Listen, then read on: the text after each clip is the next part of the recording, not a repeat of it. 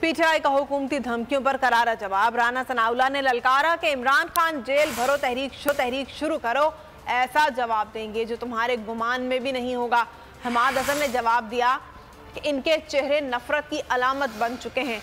इमरान खान के लिए जेल तो क्या, हम शहादत भी कबूल करने को तैयार हैं।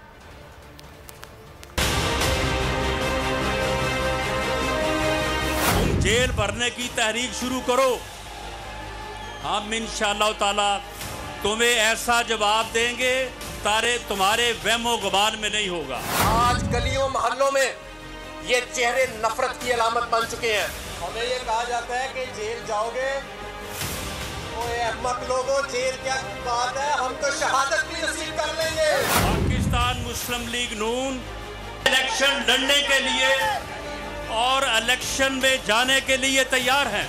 अगर कौमी और सूबाई असम्बलियों के इलेक्शन एक वक्त हों, मैदान से अपनी ही हुकूमतों में इसलिए भागे हैं कि इनकी कारकर्दगी ऐसी है कि किसी को मुंह दिखाने के काबिल नहीं रहे।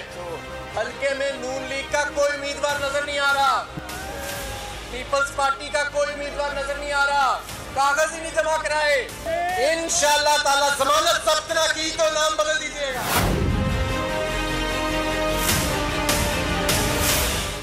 और एमके पाकिस्तान ने इत्तेहादियों